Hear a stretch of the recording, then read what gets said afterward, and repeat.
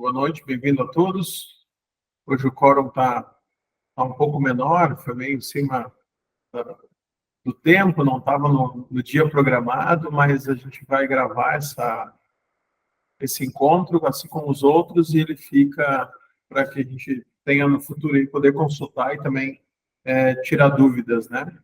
Assim como os primeiros encontros, esse aqui, a ideia ele é bem inicial, assim, não tem nada de novidade, enfim, talvez são conteúdos e matérias que, né, vocês já tenham visto por aí de alguma outra forma, ou até estudado sobre isso, se aprofundado mais sobre isso, mas como a proposta da formação é ser esse start inicial aí para quem talvez nunca teve contato com a comunicação. Então, nós tivemos o nosso primeiro encontro, o nosso alinhamento, depois as mídias, né, cronograma e estratégia, e hoje vamos falar da foto e vídeo. E eu até vi que eu abri até o material errado. Já vou fechar ele aqui e vou abrir o novo. Esse aqui a gente já passou. Estava achando estranho, estava marcado algumas coisas erradas aqui. Deixa eu buscar o Canva certo aqui. Deve ser esse cara aqui.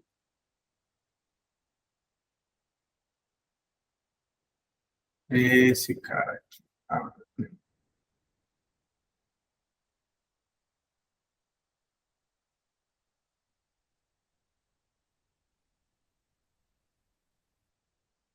Beleza. Então, boa noite a todos, vamos lá. Hoje, então, a gente já falou sobre o alinhamento, já falamos sobre mídia, e hoje vamos falar um pouco sobre vídeo, foto, vídeo, mais de foto que vai para o vídeo também e algumas outras dicas. Então, e amanhã a gente tem um encontro mais para finalizar, então, vamos juntar ali legenda, roteiro, linguagem, equipe, ferramenta, tudo mais. Amanhã a gente fala um pouco mais sobre isso, dado o atrapalho dos 2 dias, né? Aqui está o link do Drive, depois alguém pode pôr no chat, ou põe no chat ali, que tem o material de semana passada, da outra semana, das outras 2 semanas, o que foi falado até aqui, está no material lá. Bom, vamos falar de foto e vídeo. Como eu comentei no início, não sei até que ponto todo mundo entende ou conhece foto e vídeo, mas o vídeo nada mais é do que muitas fotos, uma atrás da outra, que vai dando movimento, né? Então, eu vou falar muito aqui de foto, mas tudo pode ser aplicado ao vídeo. O vídeo vai ter, então, só mais a questão do áudio a ser cuidado e tudo mais, mas na questão composição, questão foto, a gente consegue essas áreas que eu vou hoje aqui falar também de vídeo e, consequentemente, em design, vou falar um pouco de design também, de criação, de hierarquia e tudo mais.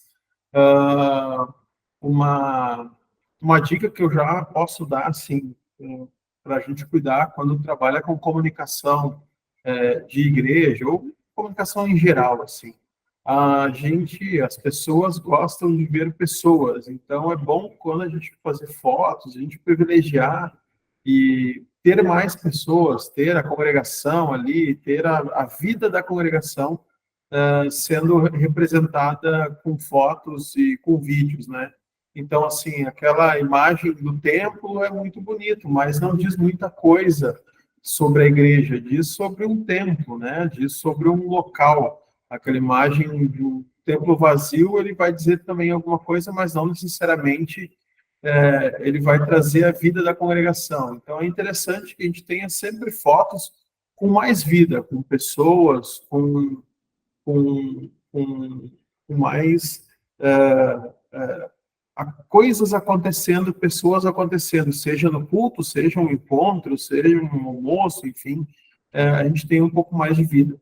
Claro, semana passada, eu vou falar muitas vezes semana passada, mas quando eu vou falar da aula passada, então, né? Mas na nossa conversa passada eu apresentei um documento que é importante, que a gente fixe no tempo, fixe no lar, que diz que ali pode ter foto, ali pode ter vídeo e que elas podem ser publicadas de alguma maneira. Quem não pegou isso, busca lá. esse aviso legal é importante se ter à vista nos templos, ter à vista nos locais onde nós vamos fazer fotos e vídeos, porque isso gera uma segurança que a gente vai publicar e às vezes as pessoas não gostariam de ser publicadas, então o aviso está lá disponível e se elas não querem ser publicadas, elas podem procurar a gente e dizer, olha, eu não gostaria que fosse publicada foto minha aqui, ou não quero que seja minha família e tudo mais. Outro cuidado importante sempre são as crianças, a gente não... O ideal não é fazer muito foto de close de criança, apesar de a gente gostar muito de fazer isso, mesmo com a autorização dos pais, é um risco que a gente corre, então é melhor crianças sempre mais ao longe, em grupo, de costas, enfim, aquela imagem mais ampla, tá? Então esses são cuidados que a gente precisa ter com foto. Eu vou trazer aqui para vocês a primeira grande regra, e em algum momento da vida, quem trabalhou, falou com foto, já tenha ouvido falar nisso, que é a famosa regra dos terços. Essa aqui é uma regra matemática. Fotografia nada mais é do que muita física e matemática. Não vou trazer para vocês aqui cálculos e números e fórmulas, mas isso aqui vem de uma forma matemática, vem da fórmula áurea, e que se chegou a essa leitura, né, que tu cruza duas linhas verticais, duas linhas horizontais, tu cria esse grid. Todos os celulares têm, no modo Pro lá, tu consegue colocar esse grid, câmeras profissionais têm isso, editores de vídeo, editores de foto, todos eles têm esse grid, e ele não é por acaso, ele nos ajuda na composição da foto. Como vocês podem ver nessa foto aí, esses quatro amarelinhos aí, digamos, esses quatro cruzamentos a gente chama de ponto de ouro, ou seja, aqueles pontos principais de uma foto ou de um vídeo. E aqui a gente consegue ver como essa foto está enquadrada. No primeiro terço de baixo, ele foi colocado a vegetação, no terço do meio e superior foi colocado todo o céu, então, os dois últimos terços, e esse catavento, enfim, acho que extrator de água, me parece, ele está colocado numa vertical. Isso faz com que a composição da foto fique mais agradável aos nossos olhos. E traz para a gente o nosso correr de olho, porque o nosso olho ele tem um movimento de olhar. Normalmente, nós olhamos em Z. A gente começa olhando da parte superior esquerda, cruza para a superior direita, depois desce para a inferior esquerda e depois termina para a posterior direita novamente. Normalmente, o nosso olhar faz esse cruzamento em qualquer imagem, sites e tudo mais. Até por isso, os menus normalmente estão na esquerda. Quando tu vai num site, os menus estão mais na esquerda, porque é o primeiro olhar que a gente tem. E isso também, essa forma de colocação também nos ajuda a trazer um pouco de movimento na foto. A foto, apesar de ela ser uma coisa estática, os nossos olhos se movimentando ao longo da foto, a gente tem o que se chama de movimento. E aí eu tenho aqui vários outros exemplos. Aqui é um outro exemplo, que o destaque desta foto está no rosto da menina, ou seja, ela está num ponto de ouro, o rosto dela, e ela toda está em uma lateral em primeiro plano, ou seja, a primeira elemento que a gente vê é a menina aos nossos olhos, lendo a Bíblia, e no segundo plano lá tem aquele senhor que também está, creio eu, lendo a Bíblia ou lendo um livro, mas ele já é parte secundária da nossa foto, ele não é tão importante. E o que isso aqui, por que eu trouxe essa foto também? Porque, às vezes, a gente tem o hábito de querer centralizar tudo no meio da foto e deixar, preencher todo o espaço da foto, colocar a pessoa no centro. Mas aqui a gente, de novo, consegue um movimento. Com essa banco na diagonal, nas costas ali, então ele dá uma sensação de novo, que a imagem ela pode estar até se movendo, porque ela não está perfeitamente quadrada ou dentro de um preenchimento total. E ainda assim destaca o assunto que a gente quer falar, nesse caso da foto, que é a menina. Então ela está aqui bem na linha vertical dos terços. Então, usamos o mesmo posicionamento, vocês lembrarem da outra foto, né? Exatamente o mesmo posicionamento. no vértice da direita, a menina está colocada no vértice da direita, e o seu rosto está enquadrado, então, ali naquele ponto de ouro.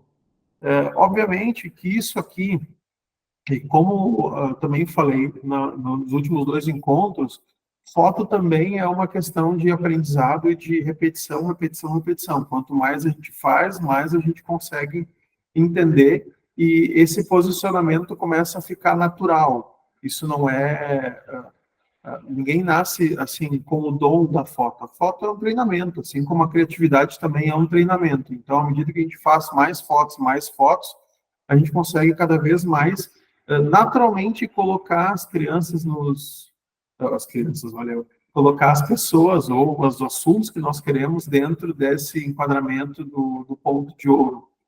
E não necessariamente usar uma grade quando for fazer a foto.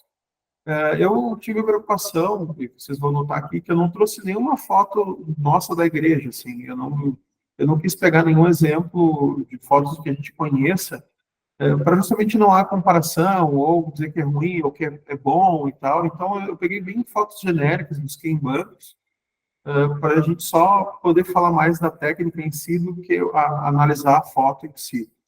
Depois, em algum outro momento, se alguém quiser, no particular, a gente conversar sobre isso especificamente, sobre as suas fotos e tudo mais, a gente consegue dar uma olhada para não expor ninguém assim no nosso bate-papo aqui. Outro exemplo aqui, notem que agora o balanço foi completamente para o outro lado, foi completamente para a esquerda. Nós temos o violão e nós temos a Bíblia novamente.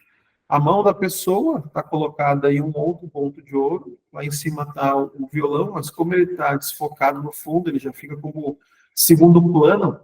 Quando a gente fala de plano de fotografia, vamos imaginar essa fotografia sendo olhada lateralmente. Olhando ela de lado, nós temos à frente a Bíblia e a mão, e atrás nós temos o violão. Então, isso são planos, né? Ou seja, são o posicionamento em que as coisas estão verticalmente na foto.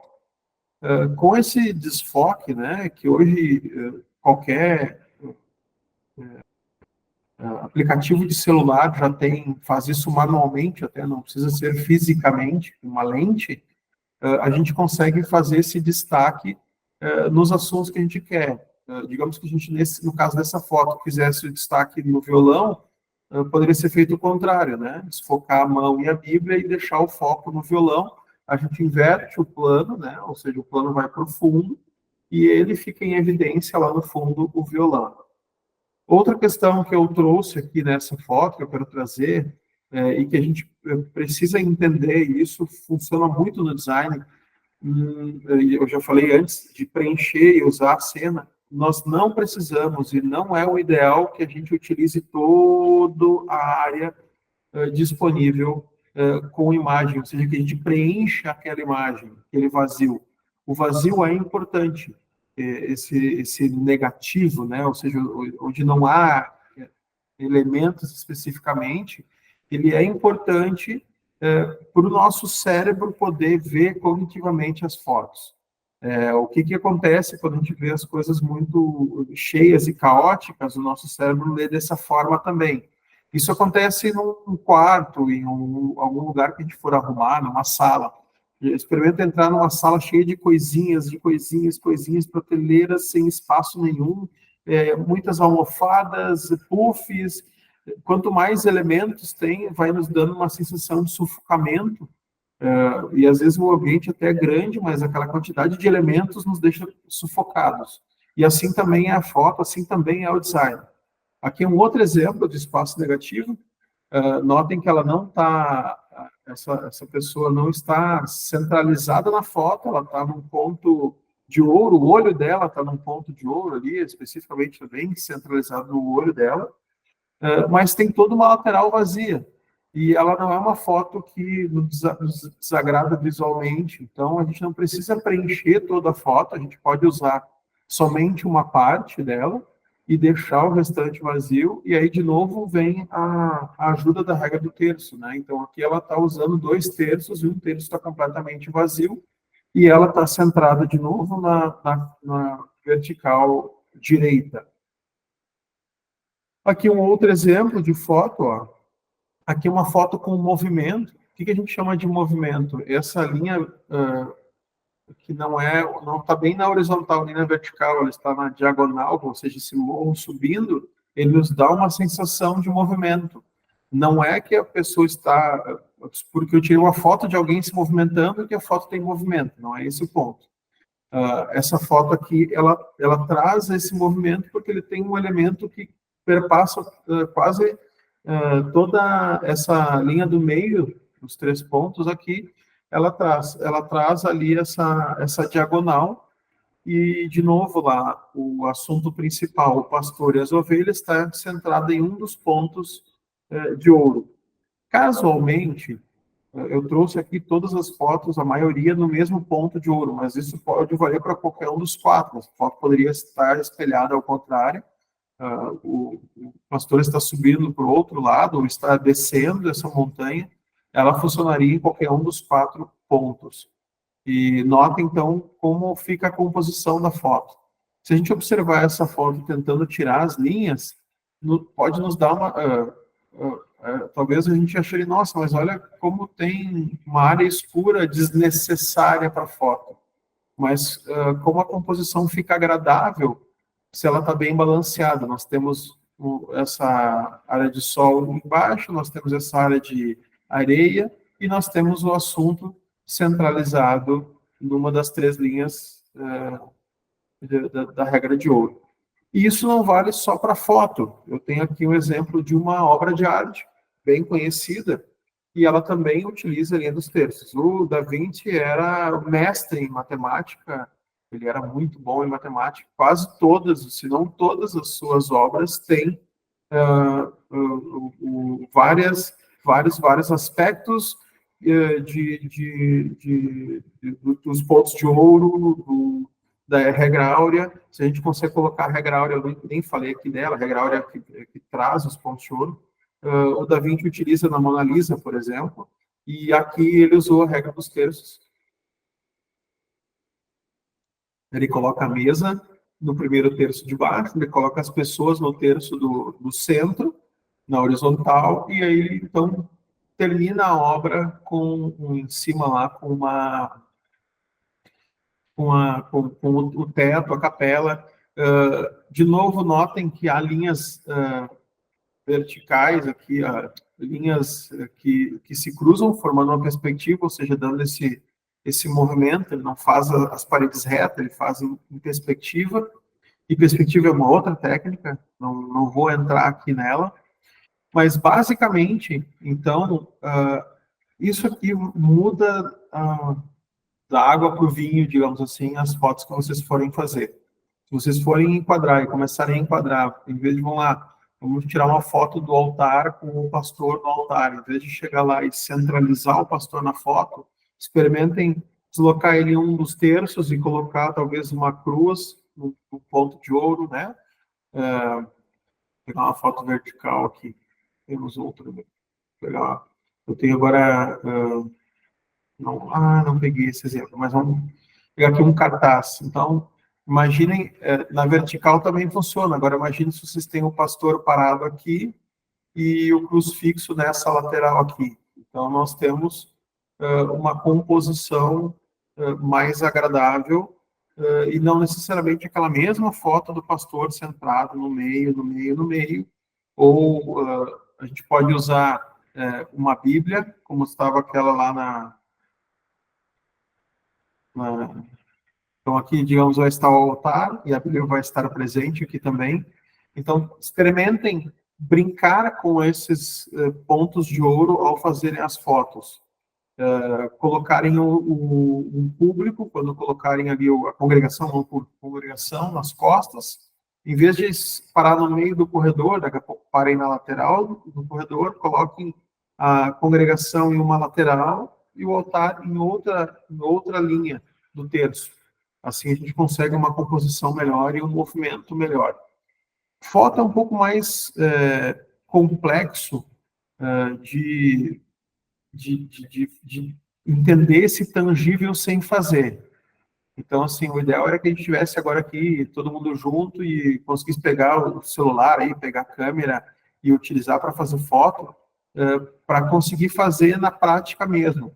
Mas experimentem com os seus celulares depois no dia a dia, na congregação lá, ou até quando estiver vazio, vão fazendo experiências de posicionamento. Às vezes, uma pequena mudança, um passo para o lado, muda completamente a visão.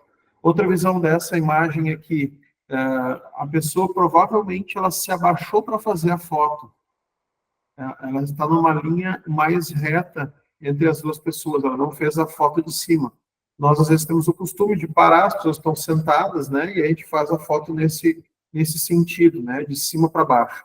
Então, se a gente só deixar o telefone ou a câmera baixa e nos abaixarmos para a altura de quem está sentado, ou até de quem está de pé, é melhor. Ou também tem, às vezes, a gente tira a foto de baixo para cima, principalmente nos púlpitos que são muito altos, não tem muito o que fazer, né? A gente não tem muito como subir, mas se a gente conseguir se afastar, a gente consegue ter um pouquinho mais na vertical, não dá essa sensação, às vezes, de rebaixamento, né? Se tu faz muito de baixo do púlpito, ou se tu faz muito de cima, que a gente achata as pessoas, né? Então, esses são cuidados que a gente precisa ter com foto. E a regra dos textos ela vai funcionar para o design também. Então, aqui, de novo, eu peguei vários designs dentro do Canva mesmo, e aí eu vou trazer para vocês alguns elementos que eu acho importante, que a gente precisa cuidar do design, porque às vezes o que acontece? A gente vai lá no Canva, acha legal aquele cartaz, mas a gente modifica tudo e perde completamente a essência e perde completamente as regras do negócio ou as regras do design que foi criado. Então, observem nesse card aqui, a gente tem, de novo, a regra dos terços, a família está, as cabeças, os rostos, enfim, mais ou menos localizados em um ponto de ouro, toda a família tem uma lateral, e a gente tem, então, o culto da família, o horário e qual é a igreja. Tem uma parte vazia, ao negativo aqui de novo, ó, como é importante aquilo que eu falei da nossa cognição, da nossa forma de ler as coisas. Aqui também é uma outra coisa, agora entrando no design, que a gente chama de hierarquia. Nós não conseguimos e não devemos comunicar tudo com design. Na maioria das vezes, a gente quer colocar tudo isso aqui no mesmo tamanho de fonte, ou então um único texto blocado. O que acontece quando a gente vai ler, de novo, cognitivamente, sem pensar, o nosso cérebro começa a ignorar informações, porque aqui vem aquele bloco de notícias, aquele bloco de informações. Então, por isso a importância entre um tamanho de fonte grande, um tamanho de fonte menor, aqui muda uma cor, e o destaque embaixo do nome da congregação aqui. Isso aqui chama-se hierarquia. Lembra que eu falei como a gente começa a ler? A gente vai começar a ler provavelmente família, e a próxima palavra provavelmente vai ser essa aqui, ó, 22 de maio.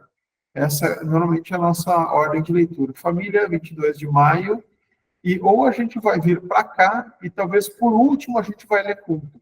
Provavelmente o culto não será a primeira leitura, a primeira coisa. Nós estamos falando aqui em segundos, obviamente nós podemos ler tudo, mas às vezes tem coisas que são ignoradas. Então, aqui a gente tem essa ordem de hierarquia na leitura. Outro exemplo da regra dos terços, ó, notem que Deus está colocado aqui em um dos terços, ele é bom, aí lembre-se disso, notem como eu fiz a minha leitura. Deus é bom. Eu li primeiro a linha dos terços, eu vim até o é bom, eu não fui para baixo, eu voltei para cima. Eu voltei lá para ler-se disso. Então, essa de novo é a nossa ordem de leitura. Eu venho para cá, fiz essa leitura, acabei o Z aqui, subi. Eu não desci, porque o posicionamento do meu card está mais para cima do que para baixo. Isso é importante, de novo, porque trata daquilo que eu falei antes, daqui da hierarquia da informação. o importante, o destaque é o Deus é bom. Lembre-se disso, é uma chavezinha qualquer aí, e aí aqui vem qual é o versículo, ou qual é o origem, às vezes vem o autor, enfim, da frase que está lá. Aqui, novamente, o mesmo exemplo, ó. O meu socorro vem do Senhor. Lá em cima, só o salmo. Claro que são cards aqui mais simples, mas notem que agora foi usado a coluna do meio. Tanto a imagem, ela destaca a coluna do meio, quanto o texto, ela está centralizado, mas optando pelos dois primeiros quadrantes superiores. E é isso assim, não é que vocês vão precisar sempre escolher um dos 3 terços. Então, aqui a gente escolheu 2 dos 3, mas eles estão colocados à medida respeitando os terços, ou seja, a gente tem o mesmo espaço que tem aqui. Aqui talvez tenha um pouquinho mais, mas ele está respeitando essa região dos terços. E, obviamente, centralizado.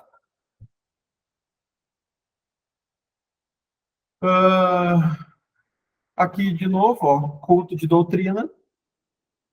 Isso aqui é uma coisa que eu particularmente acho um problema. Isso é uma coisa do design moderno. Eu trouxe como um não exemplo. Eu particularmente não gosto de dividir palavras.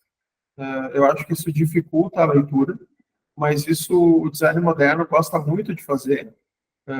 Aqui, inclusive as designers que ajudam e auxiliam aqui, a Elbicon, vira e mexe, vem um card ou outro com uma palavra dividida. Então, isso aqui é moderninho. Eu não é, nesse caso aqui, que o texto é pequeno, não é tão impactante, porque a gente consegue ler culto de doutrina, né? Mas, às vezes, se a palavra é dividida em 3 vezes, tu precisa ficar fazendo um jogral para conseguir montar a palavra. Então, eu aconselho a não fazer. Mas aqui, de novo, notem o uso da regra nos terços, ó. A gente tem no terço de baixo a Bíblia alinhada, e o começo da palavra, o terço de cima. Então, todo o card está centralizado bem no terço, no centro do nosso card. De novo, a hierarquia de informação aqui, culto de doutrina, e embaixo, em menor tamanho, data e horário e endereço, ou seja, a chamada principal é o culto de doutrina. E aqui é para quem se interessar buscar essa informação. Então, a ordem e hierarquia, de novo, a hierarquia da informação, quando a gente monta um card, ela é importante. Nós, várias vezes, a gente quer colocar todas as informações, quer colocar o nome do culto, o versículo que o pastor vai fazer o destaque, todas as leituras, o horário do culto, mais o endereço, mais o pastor convidado, mais a banda que está convidado, e que tudo isso caiba num card e ainda que as pessoas gravem todas as informações. Então, o importante é a gente, na comunicação, quando se fala em design, é buscar menos informação possível, ou seja, a informação mais importante, que é um culto especial. Se tem algum pastor convidado, então ele talvez tenha que ser informação daquele card. Obviamente, o horário, o endereço, a gente pode colocar um pouco menor, porque ele primeiro, eu preciso que a pessoa se interesse pelo culto como um todo, pelo evento, pelo almoço, pelo que está acontecendo, e depois a gente vai colocar essas outras informações. A gente precisa ter o apoio da legenda, quando é para rede social, do WhatsApp, e tudo mais, ou se duvidar, se faz 2 cards com mais informações, um card com a informação do pregador e um card com a informação da banda. Então, e joga os 2 cards adiante. Mas colocar toda a informação dentro de um card acaba que a gente comunica menos. A tendência é que as pessoas talvez não abram, ou vão abrir, ler uma outra palavra, vão fechar e vão tocar adiante igual, eles não vão saber a informação. E aí pode acontecer isso aqui. Olha o caos que é essa cidade. Isso aqui é Nova York, dos anos 90, eu acho que é. coisa assim, ou no Japão, não lembro agora. Não, Nova York. Não é dos anos 90, uma coisa assim. Mas a quantidade de informação, de letreiro, de forma, de conteúdo, é impossível o nosso olho, quem está olhando aí agora deve estar pulando o olho para várias partes, tentando identificar várias partes e fixando pouquíssimas outras coisas. Está realmente pipocando aí entre várias marcas, nomes, lê uma palavra perdida aqui, lê uma palavra perdida lá, e assim a gente vai indo ver que tem carros ali no meio, e já vê que tem carros no fundo, pessoas, agora apareceu em algum outro canto. Então, às vezes o nosso card é isso, a gente enche de informações, enche de coisas nele, e não dá informação nenhuma, porque a pessoa fica pipocando, pipocando, pipocando, pipocando, e perde completamente o foco quando a gente queria, na verdade, passar uma informação. Então, retomando, quando faz um card, escolha uma, duas informações principais, elas vão ser maiores, vão ser de destaque, vão estar na posição de destaque, e depois escolha as informações que são importantes mesmo, que elas precisam estar ali, data, horário e tudo mais, mas elas talvez não precisam do destaque tão grande. Aqui, dois exemplos para falar, então, de hierarquia da informação. Olha só, comunicado importante, o destaque para nós está no comunicado importante. Eu não trouxe a regra dos terços, mas todas as duas estão utilizando os terços. Essa aqui está no terço inferior da direita, aqui tem um ponto de ouro aqui, e aqui tem outro ponto de ouro nesse ícone aqui. Mas então, notem que o comunicado importante é o destaque, ou seja, tu pegou esse card do WhatsApp ou do Instagram, tu sabe que é um comunicado importante. Bom, aí tu vai parar para ler com atenção qual é realmente o comunicado que ele tem. E aí aqui vem a assinatura de quem é. E como nós já falamos lá no primeiro encontro sobre identidade visual, obviamente quem conhece essa empresa, se conhece esse verde, conhece esse logotipia, se identificou a identidade visual aí e já relacionou ao nome da empresa. Então, necessariamente, o nome da empresa precisa estar, ou a igreja precisa estar em destaque muito grande. Aqui no encontro de liderança, a mesma coisa, ó, encontro com a liderança, então o destaque é liderança, é o primeiro destaque. Lembra do Z? Então, encontro de liderança, dia e horário, eles estão menor, o tamanho da fonte, menor a informação. Aqui uma frase de apoio, de incentivo, né? Uma oportunidade única de colaborar, aprender e crescer juntos. Então, é uma frase de apoio, ela não é tão importante para a comunicação, para este card, e aí aqui seria, então, o nosso versículo. Aí os pastores dizem, mas como o versículo não é importante? É que, às vezes, para a comunicação, o versículo ele não faz muito sentido. Porque o versículo é o que vai dar base para a mensagem, é o que vai dar base para a palestra, enfim.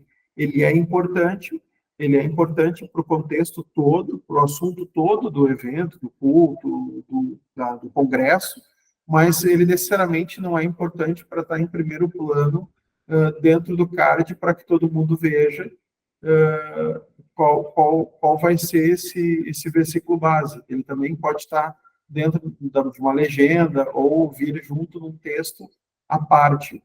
Porque há uma diferença aqui também cognitiva. Hoje eu estou falando, sou quase um psicólogo. O texto que vem escrito como legenda, ele é mais palpável para a gente ler. A gente estamos esperando para ler um texto, ou seja, se quem ler texto vai achar melhor o texto estar na legenda do que estar no card, o texto lá. Embora o card ele tenha que funcionar sozinho, né? As principais informações, que é o que é o assunto do card, horário, ele tem que estar presente em todos os momentos. Agora vem outras duas questões, uma que eu já falei, mas eu vou repetir e vou reforçar. Não é pecado a gente deixar em branco e espaço vazio. É importantíssimo. Uma vez eu conversando com o pastor Astomir, o professor Astomir Romais, que foi editor do Mensageiro por muito tempo, vice-presidente, foi secretário da IELB nos anos 80, 90, eu acho. Ele comentava que eles recebiam muitas cartas de pessoas, pastores, enfim, reclamando que o Mensageiro podia ser mais barato, porque metade das páginas ele podia economizar usando as bordas que eles deixam em branco. Era só preencher até a última borda, que daí o Mensageiro ia ficar muito mais barato. Eles podiam diminuir o número de páginas, porque ia ocupar mais espaço, né? E aí ele deu risada comigo, porque isso é importante. Não é à toa que, agora não temos mais jornais, enfim, mas que os jornais ou que as revistas, vamos olhar na internet, os próprios sites, eles não utilizam, a gente não utiliza toda a área. Porque vem aquela questão que a gente falou do sufocamento, dá uma sensação de sufocamento, de angústia, de ter toda aquela área preenchida. Então, é importante termos espaço em branco, não precisa achar, às vezes a gente quer procurar um elemento para colocar, aqui eu podia colocar mais um reloginho, ou mais uma horinha. Não, deixe em branco, deixe um espaço vazio. O espaço vazio ele é importante, ele facilita a leitura, ele torna arejado. Isso é a mesma dica que eu dou quando a gente faz PowerPoint para culto. A gente não paga nada pelo PowerPoint, ou seja, se a gente tiver 10 slides ou tiver 25 slides, o preço é o mesmo. Então, por que colocar toda a oração dentro do mesmo slide, esmagado, e ainda às vezes dar uma esmagadinha no tamanho da fonte e botar toda a lateral? Divide aquela oração, divide aquele texto em vários slides, vai dividindo, bota 3 pontinhos, vai passando, fica mais agradável, mais fácil de ler. Se a gente deixar um pouco de respiro, e a gente não tem um custo. Se a gente pagasse por slide, né, uma coisa é quando fazia caderninho, que se pagava por impressão, mas agora um PPT, a gente não paga por ele, pela quantidade de slides. Então, vamos dividir. Divide o hino lá, bota uma estrofe por slide, porque a gente precisa colocar 5 estrofes no mesmo slide, ou às vezes colocar uma estrofe gigante em um slide, coloca metade, a outra metade da estrofe no outro slide. A gente fica mais fácil de ler, agradável de ler. Às vezes é mais, quando a gente consegue aumentar um pouquinho a fonte ainda da letra, deixar as pessoas lerem um pouco melhor. E aí aqui vai outra dica sobre a questão da fonte da letra. Não adianta a gente querer corrigir projetor mal dimensionado com slide. Então, não adianta a gente querer fazer o texto ficar gigantão lá no coisa se o projetor não é o ideal para aquele tamanho de local, né? Então, de novo, o ideal é fazer mais slides para conseguir ter uma fonte melhor e ainda assim conseguir deixar uma borda em branco, deixar uma borda mais agradável, deixar borda, né? Deixar espaço em branco. Então, o espaço em branco ele é de extrema importância para o design, ele é de extrema importância para a foto. Experimentem quando forem criar alguma coisa, ou se pegarem no Canva. Todos esses exemplos eu peguei pronto no Canva, não mudei nem texto. Peguei exatamente o texto que estava lá, a citação que estava lá. O Canva ele oferece já isso. Aí o que a gente costuma fazer? Pegar isso aqui, trocar o texto, que eu achei bem bonito isso aqui. Agora eu vou pegar, troquei o texto aqui, troquei o texto, mas agora aqui eu vou botar outro texto, aí eu vou botar um outro loginho aqui. É legal, agora a gente está no Pentecostes, então eu vou botar uma tirinha vermelha aqui no canto, porque é Pentecostes, aí eu vou botar aqui embaixo a lista das leituras, então quando vê a gente estragou todo o design, ou desvirtuou todo o design, tentando preencher espaços. Os espaços em branco são importantes.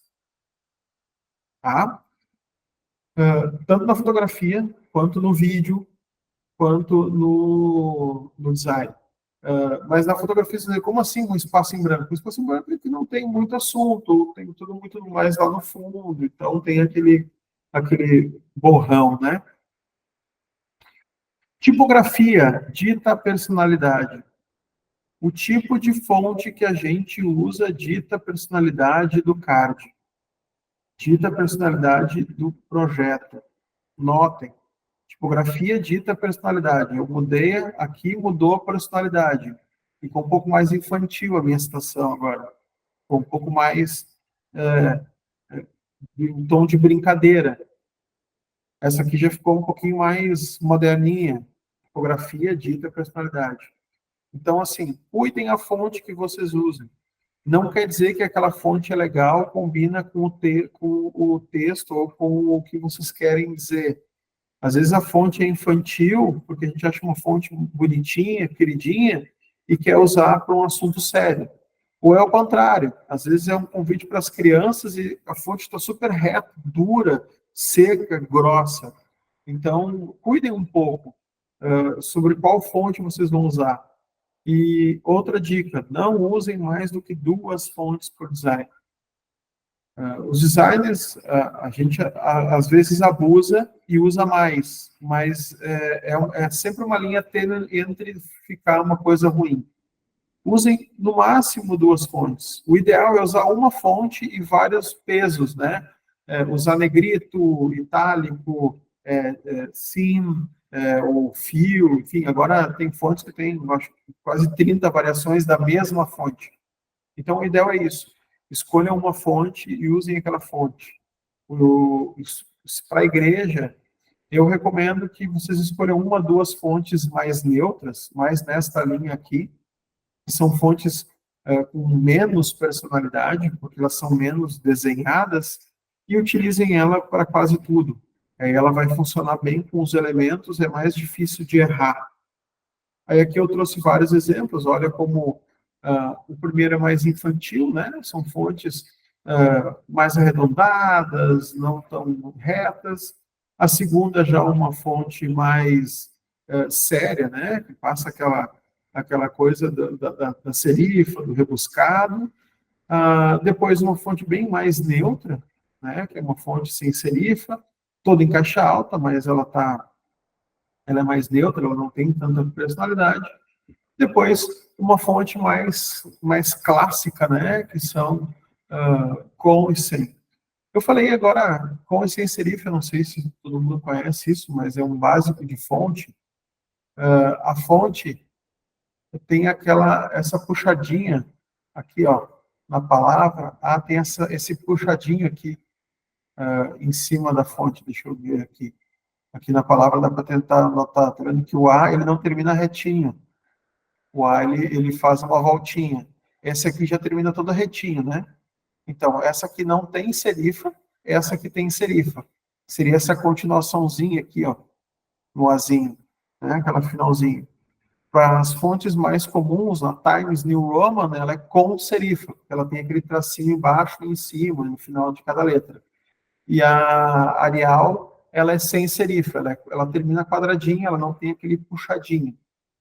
Isso aqui tinha um propósito quando a fonte foi criada lá, quando Gutenberg criou, essas fontes com serifas, elas serviam para facilitar a leitura, porque ela ia criando como se fosse uma linha imaginária. À medida que o texto era colocado em linha, ela criava uma linha imaginária e facilitava a leitura, porque eram blocos enormes de texto, né, que se conseguia fazer à época, então se facilitava a leitura.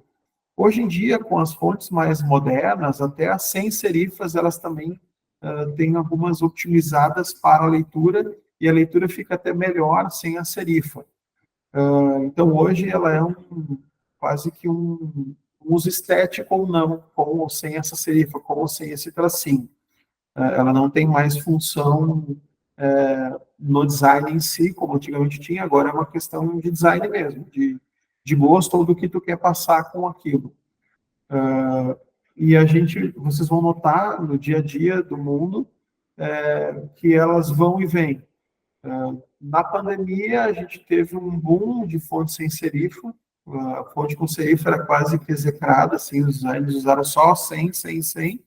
Acabou a pandemia, voltou com toda a força possível a serifa, e agora a gente está de novo no balanço, assim, numa média, mas a tendência é que a serifa volte de novo por um tempo com força como principal uso.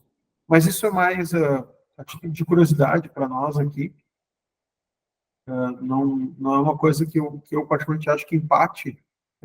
Como designer, eu uso e faço leitura quando eu acho necessário um ou outro, mas no dia a dia da congregação, se vocês escolherem uma com ou sem serifa, não vai impactar visualmente em nada, mas o ideal é isso, escolha no máximo 2 fontes. Se conseguirem usar uma única fonte com vários tamanhos diferentes, é bem melhor e bem mais fácil o design de vocês. Eu estou quase finalizando aqui, eu vou passar sobre vídeo também, deixa eu ver se passa. Eu já dou a palavra no finalzinho aqui, deixa eu só terminar daí, pode ser? Daí eu já dou algo para a gente conversar. Primeiro é preciso conhecer as regras para depois quebrá-las. Vocês vão ver que a maioria dos designers não segue muito dessas regras, assim, a gente quebra bastante.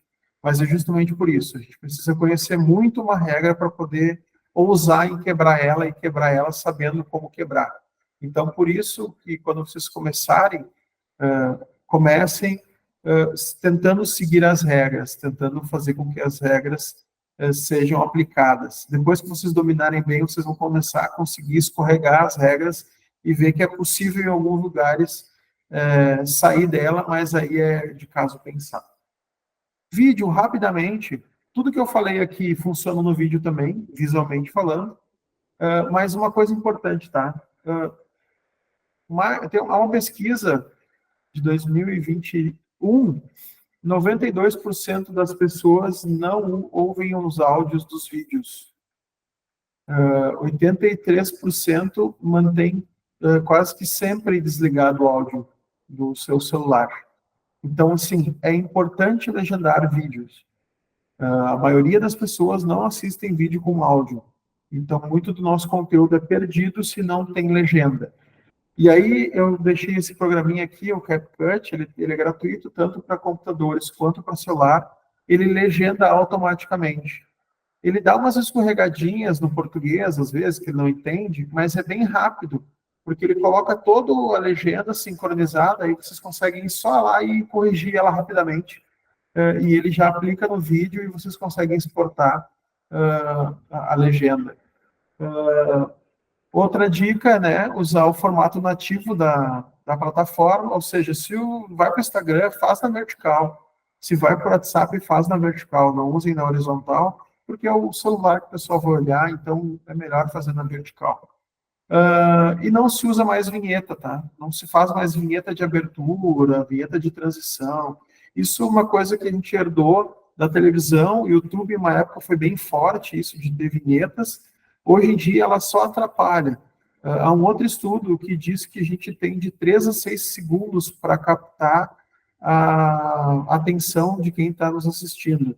Então, se a gente gastar com uma vinheta de 10 segundos no início, a gente nem chegou a captar a atenção, às vezes a pessoa vai embora.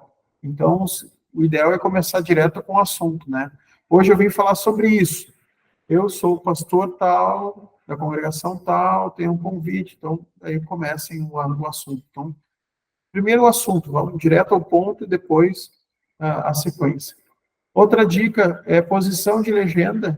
Como vocês viram aqui esse recorte do Instagram, normalmente aqui em cima no Instagram tem o nome de quem é o Instagram, qual é às vezes tem repost e tudo mais. Aqui embaixo vai ter a legenda e outras várias coisas escritas, então por isso a gente costuma, dentro daquela regrinha dos terços, usar na primeira linha dos terços a legenda aqui, nessa posição, tá? Então essa é uma dica de legenda para vocês. E uma outra dica, e agora é um hackzinho, se vocês editarem da CapCut, até não precisa mais, depende de outro lugar que vocês editarem, o primeiro frame, se vocês pegarem uma imagem, a primeira imagem que vocês colocarem no vídeo, às vezes a gente nem vê essa imagem, não vê, porque ela é um frame, ela é um 30 avos, né? Ou seja, pega um segundo, divide em 30, isso é um frame. Vocês colocarem esse primeiro frame como uma imagem ou como card, vai ser ela que vai exibir quando vocês mandarem para o WhatsApp. Então, quando vocês mandarem para o WhatsApp o vídeo, a imagem que a pessoa fica vendo vai ser esse primeiro 30 avos do segundo lá que as pessoas veem. Então, é um hackzinho porque tu consegue colocar o card, por exemplo, do vídeo como a primeira coisa, sem ser vinheta. Se vocês editarem no CapCut, o CapCut tem, inclusive, um botão que tu pode pôr lá, qual vai ser a miniatura, ou seja, como a pessoa vai ver o vídeo, ele já coloca automaticamente esse primeiro frame aí. Eu deixei no material lá alguns links de alguns artigos sobre o que eu falei aqui, a indicação do programa, 2 inspirações, a Elevation Church, que eles têm bastante material legal, assim, eles produzem reels criativos e tudo mais. Obviamente, eles são Betel, né? São da linha Betel, então tem coisas que a gente não consegue aproveitar, mas como criatividade ajuda bastante. E essa Vicky Gaibara aqui, ela tem um monte de tutorial, assim, facinho de usar para fazer de vídeo de Instagram, de cortezinho, ideiazinhas, essas mais moderninhas. Ela não é de igreja, não é conteúdo comercial que ela faz, mas vale a pena, sim, para ter criatividade. Isso é outra dica de foto e vídeo, sigam, olhem, e não só a igreja, olhem de tudo que vocês puderem olhar. O Pinterest é genial para isso, entrem lá e fiquem circulando. Gostaram, tira um print e tenta copiar aquela foto depois, durante a semana, no culto e tudo mais. Então, a criatividade é um exercício, tá? Isso é uma coisa que a gente precisa aprender. A criatividade não é uma coisa que a gente nasce nativa, assim, a gente nasce criativo. Criatividade a gente treina com repetição e com tudo mais. Pastor, se eu tinha pedido a palavra, o conteúdo que eu tinha para hoje era isso?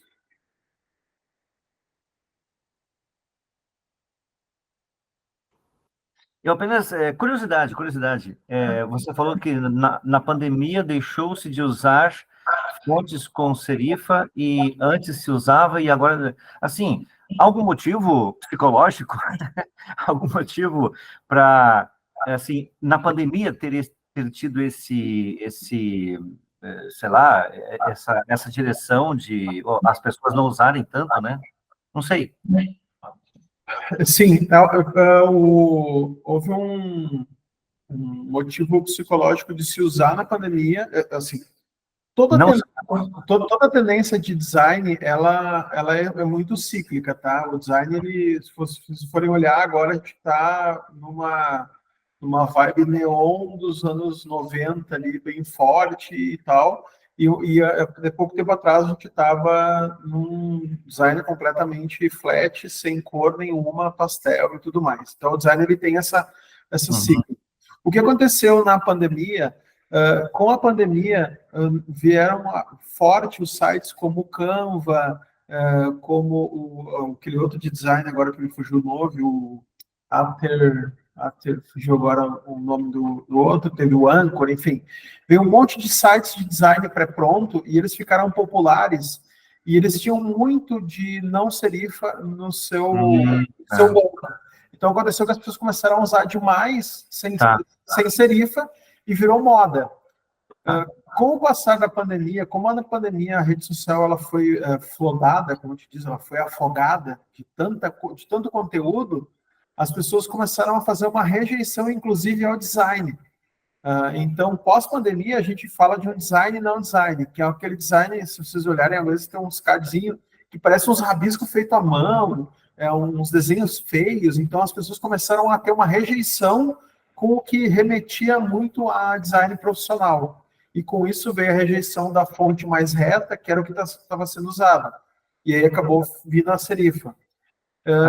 Isso aconteceu, olha só, interessante, obrigado pela pergunta, aconteceu também com as fotos. Se usou tanta foto de banco de imagem na época da pandemia, aquelas fotos bonitas produzidas, que agora a tendência é a gente usar fotos que pareçam mais caseiras. As pessoas têm buscado por uma identificação mais com a realidade. Como a pandemia usou tanto assim aquela máscara, não no sentido facial, mas aquela fotinho bonitinha, toda de estúdio, tu vê que é uma família doriana, né, como dizia antigamente, tu vê que é uma foto encenada, causou uma rejeição agora que as pessoas buscam o contrário, que são imagens um pouco mais desleixadas.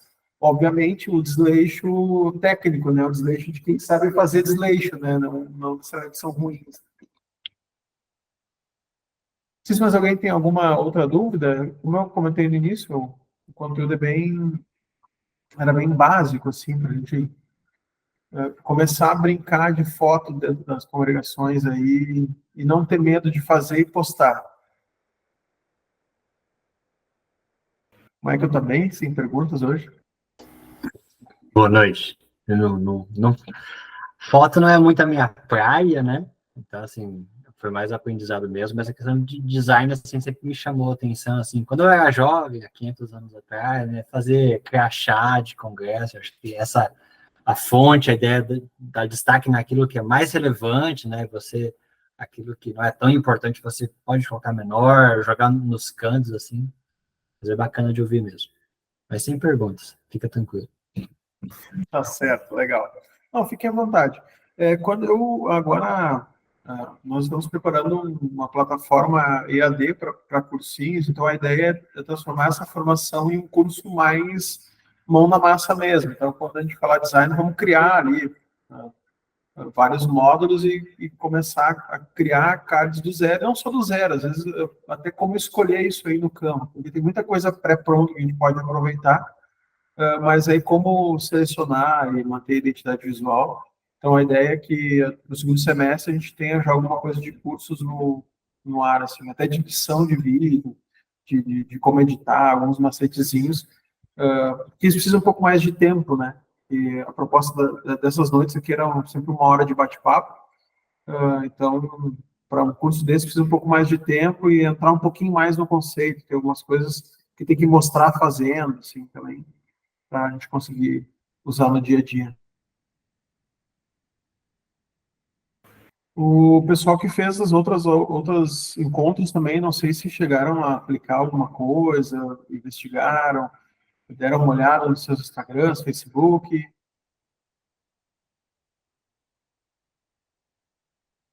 Acho que já veio. Não. Estão me ouvindo ainda? Ah, beleza. Natália? Eu tenho baixado os vídeos do Facebook para o YouTube. É isso que eu estou fazendo por enquanto. Legal. Vai ver que com o tempo isso funciona bastante, assim, isso vai aumentar a frequência e o pessoal andando no YouTube bastante, isso é interessante.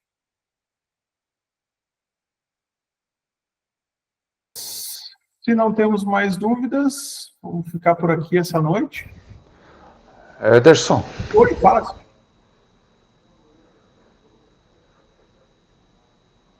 Sim, pode falar. Oi. Oi.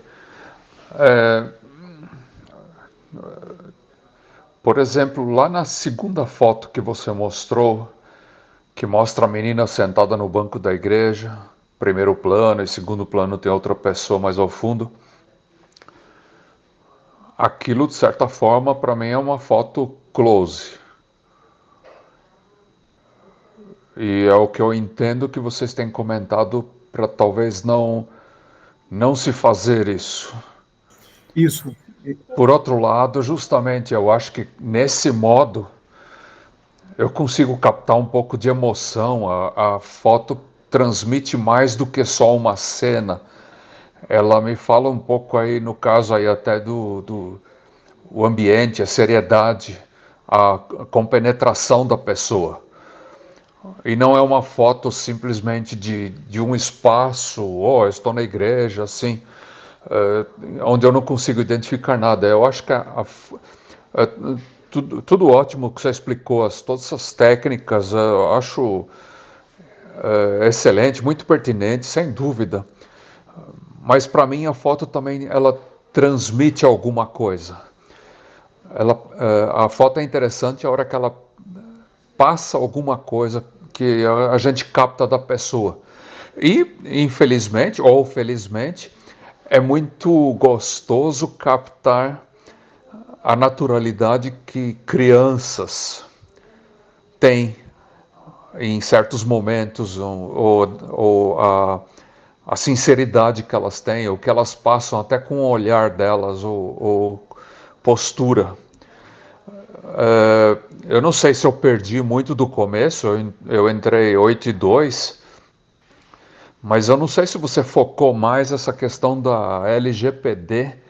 Eu achei que a comunicação hoje ia ser mais voltada nesse foco do como tomar cuidado, o que fazer, o que evitar, ou o que pode ser feito, em termos de estar mostrando as pessoas da congregação, as pessoas, ou mesmo objetos, ou coisa assim.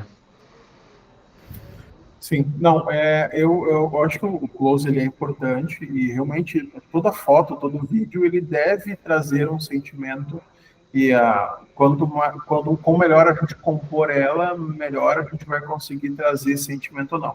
O meu comentário mais é realmente sobre crianças, essa questão das crianças, porque é mais.